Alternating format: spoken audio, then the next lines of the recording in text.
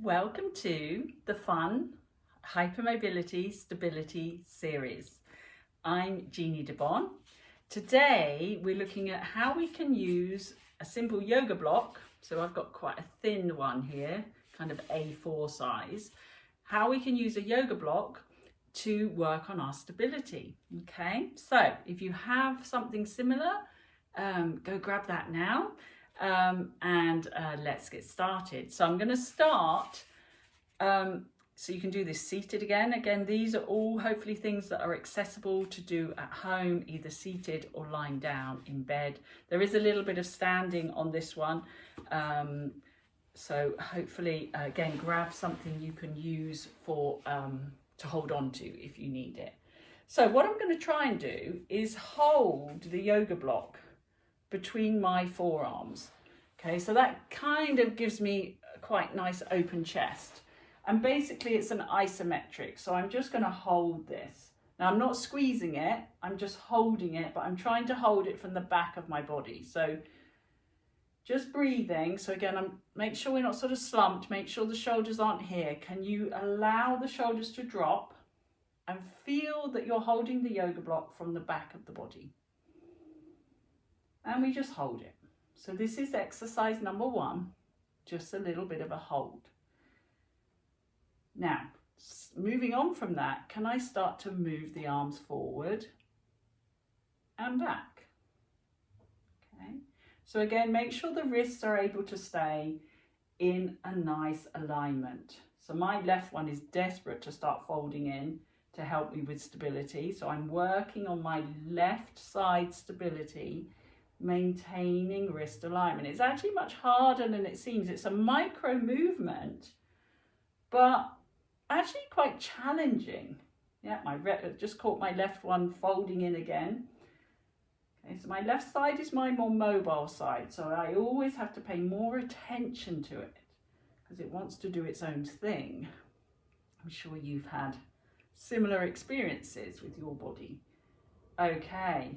And then just relax, let's interlace our fingers and just slow little wrist circles to release any tension that built up or work that went on while we were doing that. And then we'll just roll our shoulders a little bit too. Fabulous. Okay, so we've done a little bit of shouldery work. What we're going to do actually is come and stand. So bring your block with you. Bring a chair if you need to hold on. You're going to pop the block on the floor. So hopefully you can see. And I'm literally just standing.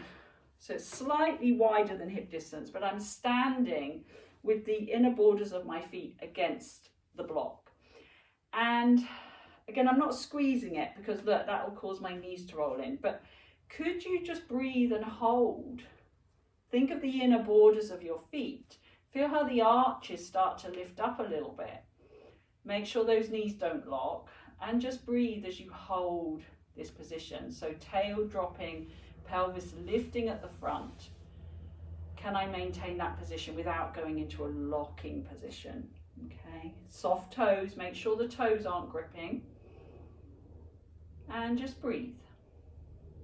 So a little bit of alignment, a little bit of isometric, working on ankle stability, foot stability, knee stability. Okay, now from there, all we're going to do is do a little bit of tapping, a little fine motor control. So we're just going to put our foot on the block and we're just going to tap. So light touch, I'm not slapping my foot down, yeah? So again, make sure we're not collapsing over here, a little bit of tapping, gentle.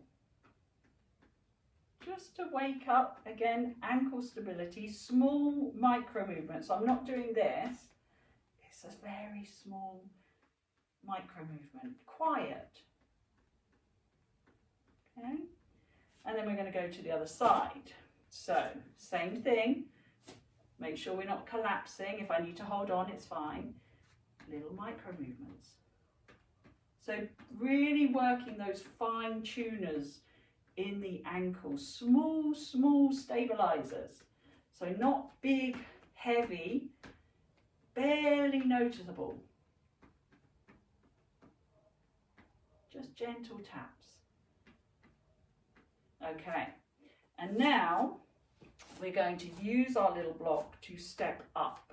So we're going to make sure your whole foot is on the block, yeah? So make sure you've got that supported. And we're just going to step up and back down.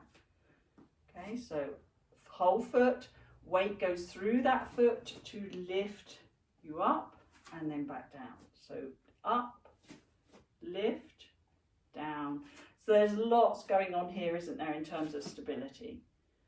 Foot, knee, hip, spine. Very good. One more time. Excellent. Let's go over here, do the other side. Again, one side might feel different to the other. Perfectly okay to hold on. So whole foot on the block, weight down, lift up and down. So I come up, down, and my block keeps moving. Up and down. Very good for these outer hip stabilizers, pelvic stability.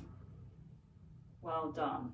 Okay, now the final one, again, you might want to hold on because all I'm going to ask to do is to come up, but actually hover that foot. So as though you had another block here. Okay, so a little bit more challenging. Make sure that hip doesn't collapse. Keep drawing that femur up into the pelvis and just see if you can hold that. Okay, it is a lot of stability work for the ankle, so come down, give yourself a break. Again, this is something we might only start with like a couple of seconds because it's hard, but it's very stabilizing for our joints. Okay, so again, can I hover and just breathe without locking my knee?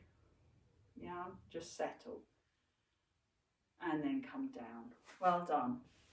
Very good. So I think that was 5 exercises. I hope you found those useful. Again, build up to those standing ones. They can be really challenging, but obviously potentially super functional and helpful in our everyday activities. So I hope you found that class useful. Let me know in the comments below, and I'll see you again soon.